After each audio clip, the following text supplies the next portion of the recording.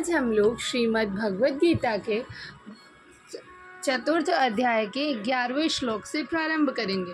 पिछली वीडियोस में हमने 10वें श्लोक तक समाप्त कर लिया था, जिसमें हम देख रहे थे कि भगवान कह रहे थे कि आसक्ति, भय और क्रोध से मुक्त हो, मुझ में पूर्णतया तन्मय होकर और मेरी शरण में आकर बहुत से व्यक्ति भूतकाल में मेरे ज्ञान से पवित्र हो चुके हैं। इस प्रकार से उन सबों ने मेरे प्रति दिव्य प्रेम को प्राप्त किया है। जिसके पश्चात ओम श्री परमात्मने नमः। अथ चतुर्थो अध्यायः। श्री भगवानुवाच ये यथा मां प्रपद्यन्ते तांस तथैव भजाम्यहम्। मम वर्त्मानुवर्तन्ते मनुष्याः पार्थ सर्वशः।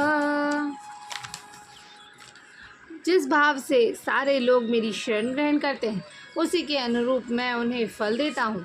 हे पार्थ, प्रत्येक व्यक्ति सभी प्रकार से मेरे पथ का ही अनुगमन करते हैं। हर व्यक्ति कृष्ण को अनेक विभिन्न रूपों में खोज रहे हैं। भगवान श्री कृष्ण को अंशतः उनके निर्विशेष ब्रह्म ज्योति तेज में तथा प्रत्येक वस्तु के कण कण में रहने वाला सर्वव्यापी परमात्मा के रूप में अनुभव किया जा सकता है, लेकिन कृष्ण का पूर्ण साक्षात्कार तो उनके शुद्ध भक्त ही कर पाते हैं। फलतः कृष्ण प्रत्येक व्यक्ति के अनुभूति के विषय हैं और इस तरह कोई भी और सभी अपनी अपनी इच्छा के अनुसार तुष्ट रहते हैं।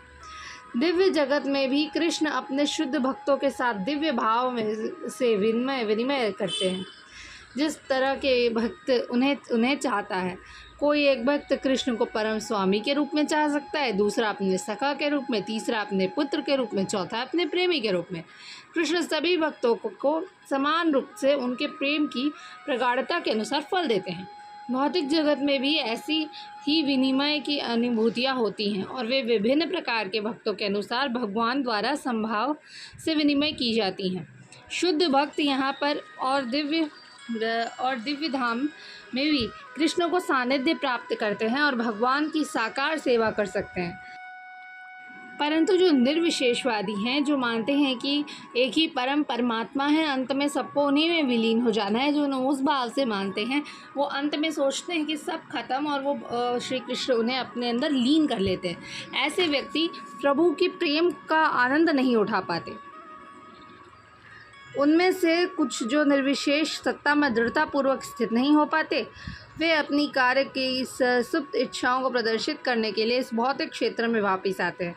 उन्हें वैकुंठ लोक में प्रवेश करने नहीं दिया जाता, किंतु उन्हें भौतिक लोक में कार्य करने का अवसर प्रदान किया जाता है। जो सकाम कर्मी हैं, भगवान उन्हें यज्ञेश्वर के रूप में उनके कर्मों का वांछित फल देते हैं। जो योगी हैं और योग शक्ति की खोज में रहते हैं, उन्हें योग शक्ति प्रदान करते हैं।